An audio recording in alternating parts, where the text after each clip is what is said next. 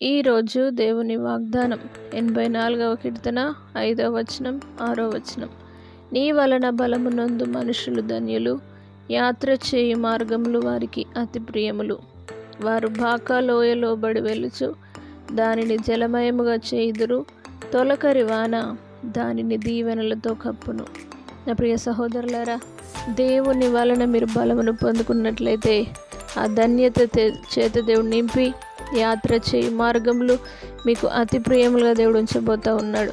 మీరు బాకా లోయలో బడి వెళ్ళినా సరే ఆయన మిమ్మల్ని దీవెన అనే వర్షం చేత కప్పి ఆశీర్వదించే దేవుడు మీతో ఉన్నాడు. కాబట్టి ధైర్యం వహించండి. ఆయన కృప మీతో ఉన్నది, ఆయన సన్నిధి మీతో ఉన్నది. ఆయన తొలకరి వాన చేత మిమ్మల్ని కప్పి దేవుని వాక్యం సెలవిచ్చిన విధంగా దీవెనలతో మిమ్మల్ని కప్పబోతూ ఉన్నాడు. పరిశుద్ధాత్మ దేవుడు ఈరోజు మీతో మాట్లాడుతూ ఉన్నాడు. లోయ లాంటి సమస్యలు ఎన్ని వచ్చినా వాటన్నిటి నుండి పైకి లేవనెత్తి తొలకరి వాన అనే దీవెన చేత దేవుడు మిమ్మల్ని కప్పి ఆశీర్వదించునుగాక. ప్రార్థన.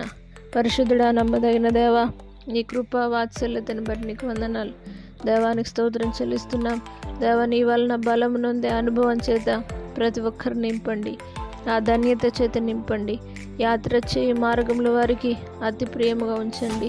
వారు బాకా లోయలో బడి వెళ్ళిన వారు తండ్రి ఎలాంటి ఆ సమస్యలో నుండి బయటకు వచ్చి నీ నుండి గొప్ప ఆశీర్వాదపు దీవెనలు పొందుకొనుటకు సహాయం చేసి ఆశీర్వదించి ప్రతి ఒక్కరిని దీవించమని యేసు పరిశుద్ధ నామమును బట్టి అడిగి వేడుకుంటున్నాము తండ్రి. ఆమేన్.